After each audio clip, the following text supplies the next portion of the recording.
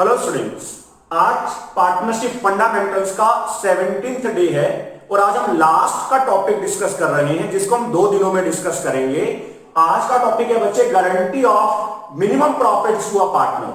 कई बार क्या होता है बच्चे, किसी एक सिंगल पार्टनर को या एक से ज्यादा पार्टनर को हम गारंटी दे देते हैं कि आपका प्रॉफिट कम से कम इतना तो आएगा ही आएगा। अगर उससे उसका कम शेयर आ जाता है तो उस केस में कैसे करेंगे बच्चे, वो देखते हैं। तो यहां पर बच्चे हम एक सिंपल सा एग्जांपल लेके चलते हैं। Suppose 2 partners are there, suppose 2 partners हैं A and B, suppose 3 partners are there A B and C, ratio is 3:2:1। अब यहां पर हमने किसी एक पार्टनर को गारंटी दे दी, सपोज हमने सी को गारंटी दे दी, C is guaranteed a minimum share of, C को हमने क्या कहा कि आपको कम से कम जो हम शेयर देंगे वो देंगे ₹15,000 का। तो सी को गारंटी दे दी गई कि आपको जो प्रॉफिट में शेयर मिलेगा वो कम से कम 15,000 का तो मिलेगा ही मिलेगा। अगर 15,000 नहीं आया तो ए और बी क्या कह रहे हैं कि हम आपको वो पैसा देंगे। तो बच्चे यहां पर देखते हैं अगर गारंटी गिवन है तो उस केस में कैसे करा जाए। सपोज इसी क्वेश्चन के अंदर हमें जो प्रॉफिट्स गिवन है वो गिवन है 60,000 रुपीज के। क्वेश्चन में कहता है show the distribution of profits. तो बच्चे जब भी आपको कहेगा show the distribution of profits तो आपको पता है आपको कौन सा अकाउंट बनाना है, profit and loss appropriation account. तो profit and loss appropriation account जब आप बनाएंगे, प्रॉफिट्स को डिस्ट्रीब्यूट करके दिखाएंगे, तो आपने क्वेश्चन में गारंटी में बच्चे एक चीज आपको दिमाग में रखनी है कि आपको हमेशा पहले ओरिजिनल डिस्ट्रीब्यूशन को करके दिखाना ही दिखाना है। मतलब अगर गारंटी ना होती तो प्रॉफिट्स को कैसे डिस्ट्रीब्यूट करा जाता वो आपको हमेशा शो करना है। तो यहां पर अगर मैं करता हूं तो it will B by profit and loss account 60,000। अभी आप गारंटी को कंसीडर ना कीजिए, गारंटी को बाद में कंसीडर करेंगे, पहले आप नॉर्मल क्वेश्चन कीजिए। तो यहां पर मैं लिखता हूं 2 profits transferred to capital accounts A B C. आप ओरिजिनली इसको डिस्ट्रीब्यूट करके दिखा दीजिए 60,000।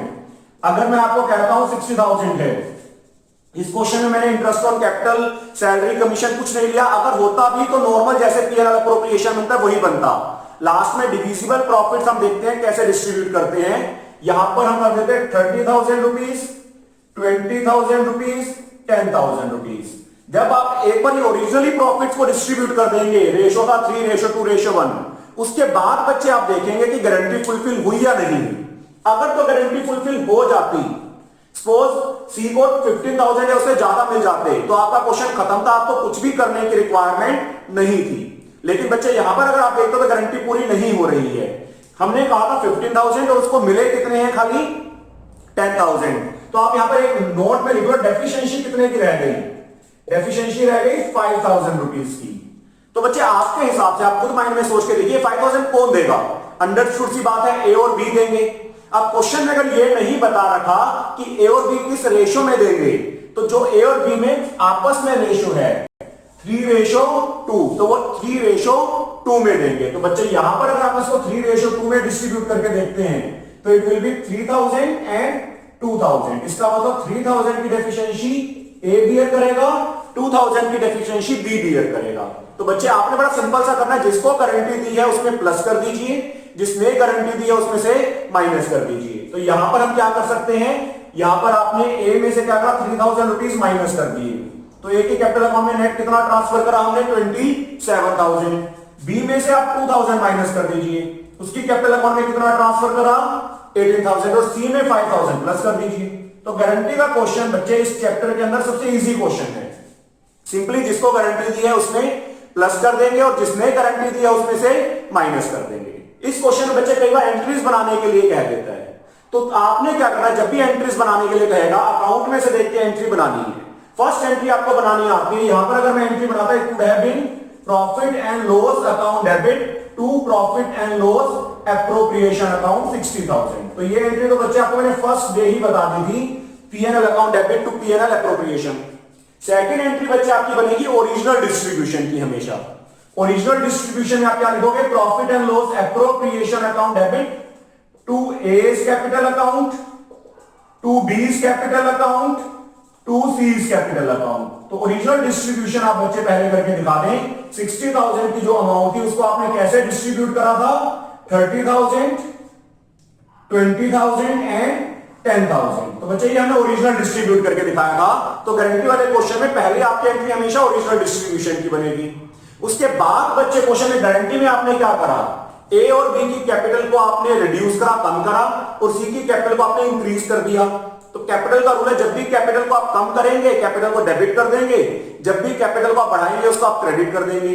तो ए और बी की कैपिटल को आप क्या कर दीजिए, डेबिट कर दीजिए। It will be A's capital account debit, B's capital account debit to C's capital account. तो हमने सी की कैपिटल अकाउंट में कितना ट्रांसफर कर दिया बच्चे, 5,000 रुपीज। ए ने कितना दिया है 3,000, बी ने कितना दिया है 2,000। तो बच्चे जब भी गारंटी का क्वेश्चन आता है 3 एंट्रीज आपने बना के दिखा दी।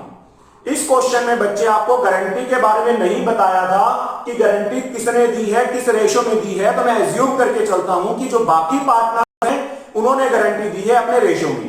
कई क्वेश्चंस के अंदर बच्चे क्लियर कट लिखा आ जाता है कि गारंटी किसने दी है और किस रेशो में दी है। अगर गिवन होता बच्चे तो और इजी हो जाता। यहीं पर मैं लेके चलता हूं, चलो यहां पर क्लियरली लाइन लिखा जाती है, C is guaranteed a minimum share of 15,000 by A and B in 4:1।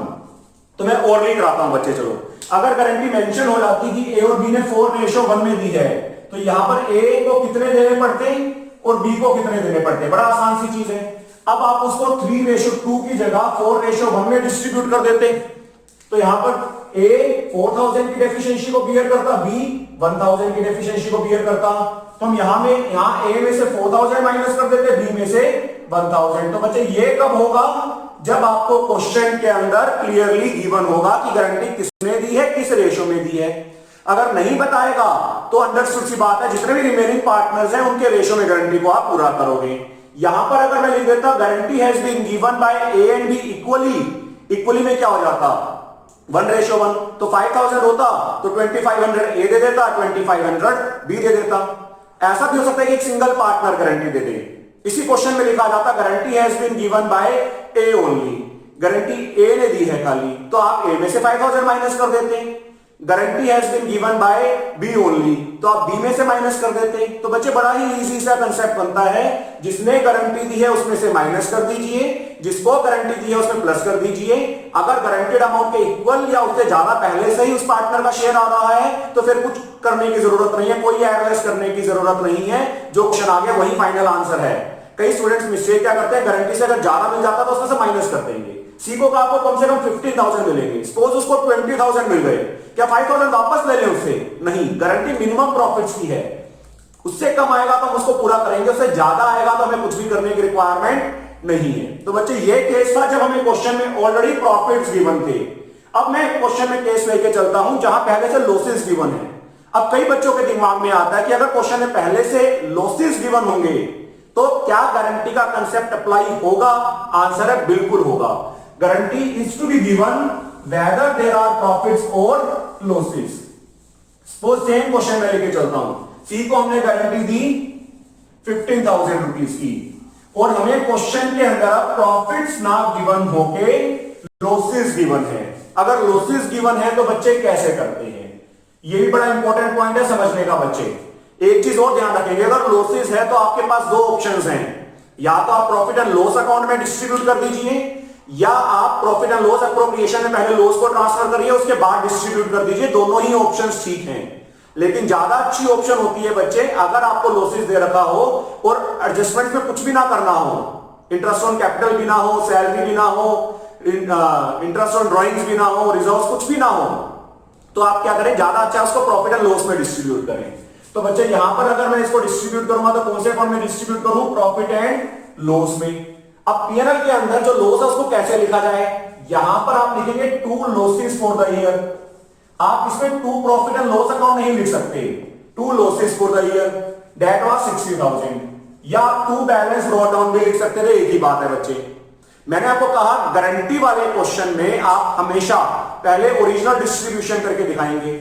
यहां पर अगर मैं ओरिजिनल डिस्ट्रीब्यूशन करता हूं by loss transfer to A B and C, originally 3:2:1 में, तो 30,000, 20,000 एंड 10,000।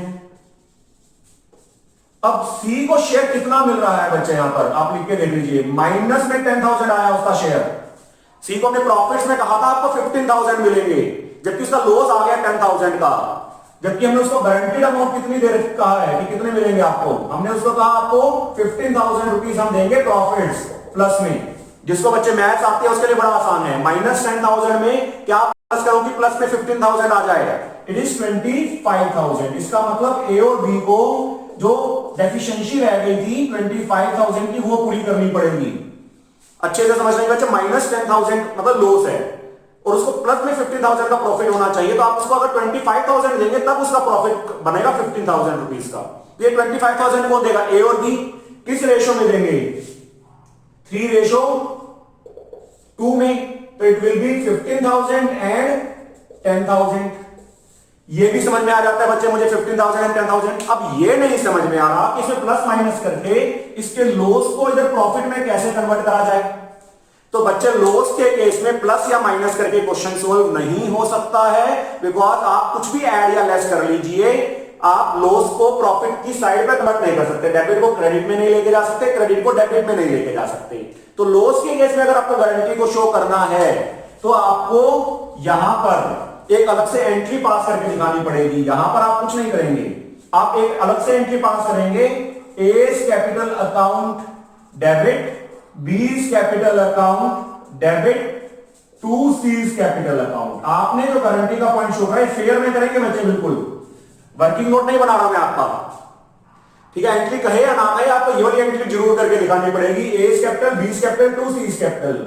सी को हमने 25,000 दिए, ए कितने देगा 15,000, बी कितने देगा 10,000। इन 3:2 उसकी गारंटी को पूरा कराया। बच्चे नरेशन होना बहुत जरूरी है, आपने नरेशन बना के लिख देनी है, फॉर्मेट जर्नल का होना बहुत जरूरी है। तो गारंटी में बच्चे अभी मैंने आपको क्या बताया, अगर प्रॉफिट्स हो तो बड़ा सिंपल है, प्लस माइनस करके दिखा देना, जिसको गारंटी दी उसमें प्लस कर देना, जिसने गारंटी दी उसमें से माइनस। बट ऑलरेडी अगर लॉसेज आ रहे हैं तो गारंटी को शो करने का तरीका है, अगर आपको प्लस करना है तो उसकी कैपिटल को क्रेडिट करना है, अगर आपको माइनस करना है तो उसकी कैपिटल को डेबिट करना है। तो उस केस में आपको क्या करना पड़ेगा, आपको एंट्री के थ्रू गारंटी को शो करना पड़ेगा, तो आप अलग से एंट्री पास कर दें। इस क्वेश्चन में अगर सारी एंट्रीज पास करने के लिए कहता तो आपको ये वाली भी एंट्री करनी पड़ती है। एंट्री बनती है A's capital debit, B's capital debit, C's capital debit to profit and loss account, तो एक एंट्री एक्स्ट्रा हो जाती है। ये एंट्री तो आपने करनी ही करनी है, चाहे क्वेश्चन में उसने आपसे कहा है एंट्रीज पास करो या नहीं कहा, क्योंकि प्लस माइनस की फॉर्म में आप गारंटीज को शो नहीं कर सकते थे।